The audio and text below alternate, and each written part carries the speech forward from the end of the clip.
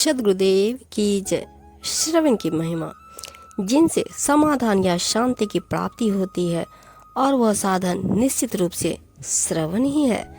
श्रवण से भक्ति और विरक्ति उत्पन्न होती है और विषयों के प्रति आसक्ति नष्ट होती है। उससे चित्त शुद्ध होता है और बुद्धि दृढ़ होती है और अभिमान की उपाधि नष्ट होती है। उसके मन में निश्चय उत्पन्न होता है, ममता टूटती है और हृदय में समाधान या शांति होती है। उससे आशंका और संशय का नाश होता है और अपना पूर्व गुण या सद्गुण फिर से प्राप्त होता है। उससे मन में वश में होता है, समाधान होता है और देह बुद्धि का बंधन टूटता है।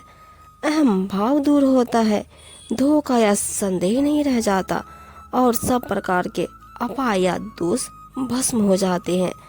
कार्य सिद्ध होता है।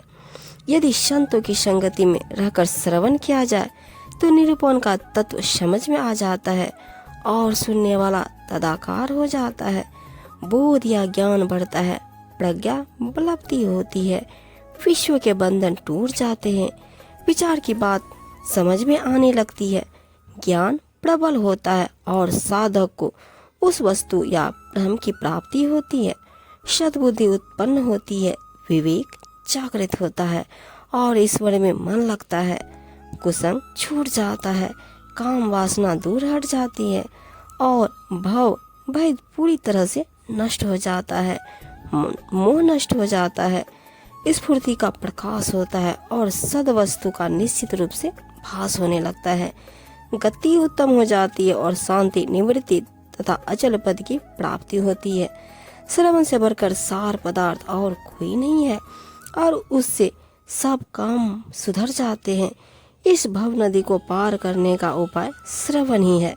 श्रवण ही भजन का आरंभ है और सब बातों से पहले श्रवण ही होना चाहिए। इससे सब बातें आप से आप हो जाती है। यह बात आपको सबको विदित और प्रत्यक्ष है कि चाहे प्रवृत्ति हो और चाहे निवृत्ति, किसी की प्राप्ति श्रवण के बिना नहीं होती। सभी लोग जानते हैं कि बिना सुने कोई बात जानी नहीं जा सकती। इसलिए सबसे पहला प्रयत्न श्रवण ही है। जो बात जन्म भर कभी सुनी ही ना हो, उसी के संदेह में संदेह होता है। इसलिए इससे बढ़कर और कोई उपाय नहीं है। यूँ तो बहुत से समाधान हैं, पर श्रवण की बराबरी और कोई साधन नहीं कर सकता।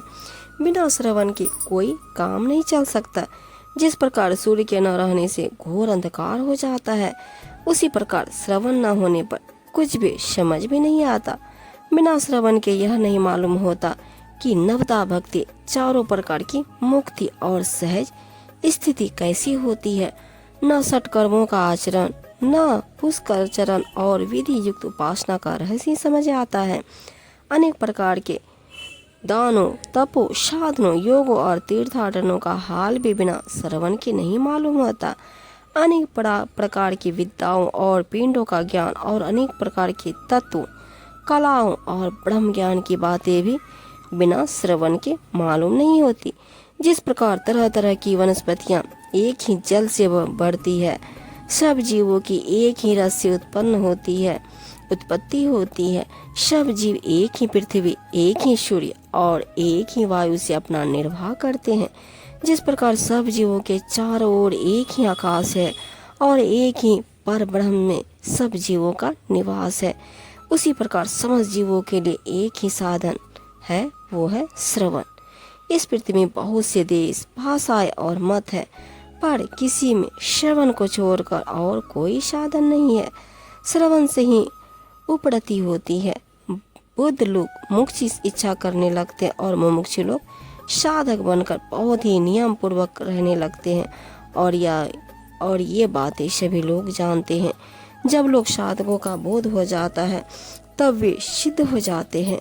श्रवण का गुण तत्काल देखने में आता है कि खल और चंडाल वे पुण्यशील हो जाते हैं। श्रवण की अगाध महिमा कहीं नहीं जा सकती। इससे दुर्बुद्धि और दुरात्मा लोग भी पुण्यात्मा हो जाते हैं। लोग कहते हैं कि तीर्थ और व्रतों का फल आगे चलकर मिलता है, पर श्रवण की यह बात सत्य नहीं है, इसका फल हाथों हाथ मिलता है। अनुभवी जानते हैं कि अनेक प्रकार के रोगों और व्याधियों का जिस प्रकार औषधि से नाश होता है, उसी प्रकार श्रवण भी सिद्ध उपाय है। जब श्रवण का रहस्य समझ में आ जाता है, तभी भाग्य श्री उपलब्धि प्रकट होती है। स्वानुभाव से मुख्य परमात्मा भी मिल जाता है। इसी को मनन भी कहते हैं, क्योंकि जब श्रवण के समय सावधानी पूर्वक अर्थ समझ लिया जाता है, तब उसी से निधिध्यासन और समाधान होता है।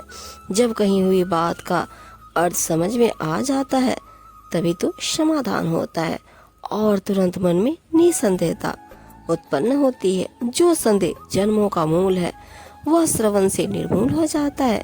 फिर सहज में प्रांजल समाधान प्राप्त होता है। जहाँ श्रवण और मनन हो, वहाँ समाधान कैसे हो सकता है?